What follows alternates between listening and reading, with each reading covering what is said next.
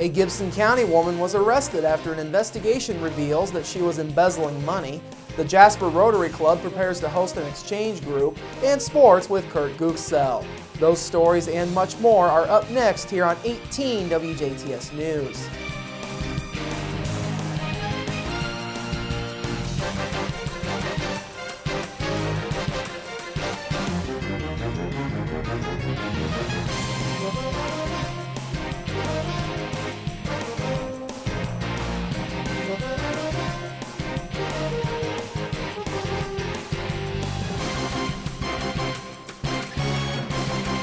Hello, I'm Bradford Raths. In your news at this hour, a Gibson County woman was arrested yesterday after it was discovered she was embezzling money from a program that she worked for. Indiana State Police say an investigation found that 51-year-old Deborah Wolf of Evansville embezzled more than $13,000 from funds at the Mission Nutrition Program based out of Princeton, where she had been the program's director since its 2010 inception. The Indiana Department of Education supported the Mission Nutrition Program through its own Summer Food Service Program, which was founded to serve nutritious meals to eligible children during summer and other vacation periods from school. According to the investigation, which began in October of last year, Wolf allegedly used the embezzled funds to make numerous unauthorized personal purchases during 2011 and 2012. The $13,000 amount was discovered through an audit conducted by the Indiana State Board of Accounts. Wolf turned herself into authorities at the Gibson County Jail at 4 o'clock yesterday afternoon. She was released after posting bond. She is charged with a Class D felony for theft. 2 people were injured in separate accidents over the last 36 hours. Yesterday afternoon, 1 person was injured in a 2-car accident near St. Henry. DuBois County Sheriff's deputies say Rachel James of Bristow was traveling westbound on County Road 1100 South, east of US 231, just after 3:40 p.m. yesterday when the accident took place. Deputies say Chelsea Wallace of Huntingburg was in a private driveway attempting to pull out onto County Road 1100 South and pulled into the path of James's vehicle. The collision caused James's vehicle to go left of center and off of the south side of the road into a nearby field. James complained of pain but refused medical treatment at the scene. No other injuries were reported. Wallace's car suffered $2,500 in damages and James's car suffered $3,500 in damages. No charges were filed. DuBois County Sheriff's deputies were assisted at the scene by the St. Henry Fire Department, St. Henry First Responders, and Memorial Hospital EMS. Then early this morning, another person was injured in a car versus semi accident on the west side of Jasper. Jasper police say 20-year-old Shayna Grubb of Winslow was traveling eastbound on State Road 56 just west of St. Charles Street just prior to 5:45 a.m. when police say Grubb fell asleep at the wheel. Police say Grubb then crossed the center line and collided with a semi driven by 64-year-old Joseph Worthwine of Celestine, who was traveling eastbound on State Road 56. Grubb complained of stomach pain and was transported to Memorial Hospital for treatment. Grubb's car was a total loss, and Worthwine's semi suffered $10,000 in damages. Grubb's was cited for driving left of center. Jasper police were assisted at the scene by Memorial Hospital EMS. The Jasper Rotary Club will be meeting tomorrow and hosting the Rotary Foundation's group study exchange team from Germany for 3 days.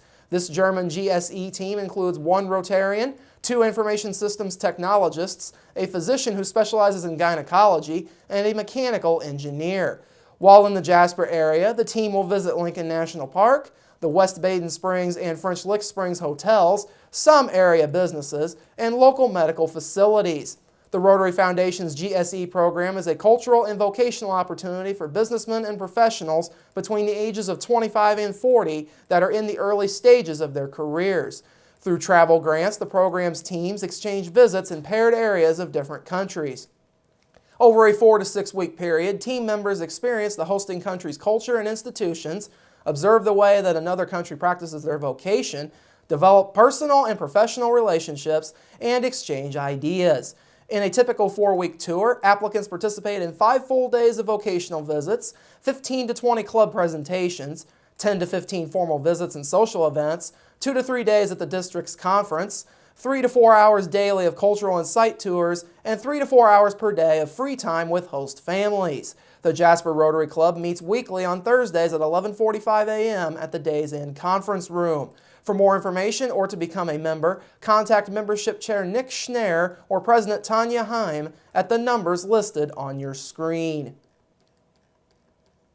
Pending mutual consent between the Jasper Public Library and the Jasper City Council, library patrons will soon have an extra parking space along the south side of the library on 11th Street. The Jasper Board of Public Works met yesterday morning to approve various proposed events and safety topics in the months ahead. One such topic examined was a parking issue alongside the Jasper Library. This new spot would be located near the new installation of non-office hour deposits. A curb cut for a small driveway already exists at the location. If approved, this area would be marked and would identify the area as a library parking space. This spot is located roughly 30 to 35 feet from the ramp going towards the library drop-off area. Jasper Mayor Terry Seitz says this designated space is the prime choice to benefit library patrons. We're looking at it from your patron's perspective. If it does get parked and very crowded there, we want to give as many people as possible who are visiting inside the library that opportunity to do so. One space wouldn't be a great amount of difficulty. We thought this was the best solution and the first solution to offer. Seitz says this option means one less removal of a space for library patrons that would go inside to use library resources. Also discussed at the Jasper BPW meeting was the approval of an Indiana University coaches event. This event, scheduled for May 30th, is set to be held at the gazebo area on the Riverwalk near the Dave Beeler Plaza. It has been 4 years since Jasper last hosted such an event. Indiana Public Retirement System Representative Carl Bright will be presenting an informational program on the benefits of the INPRS 2 weeks from tomorrow. The event is set for Thursday, May 2nd at 10 a.m. in the community room at the Ferdinand Branch Library on 16th Street in Ferdinand. The program will be repeated at 1 p.m. at the same location. This program is not a retirement workshop. All local governmental employees who are participants in INPRS are welcome to attend. The program is expected to last about 30 minutes with a question and answer session at the end. No registration is required. For further questions or more information, contact Library Director Rita Douthit at the numbers listed on your screen. Coming up after the break, cloudy skies will soon give way to sunshine and warmer temperatures. That ahead in your local forecast, sports with Kurt Gooksell, and Inform featuring Purdue Extension agent Ken Eck. That's all coming up next here on 18 WJTS News. Local people watching local people.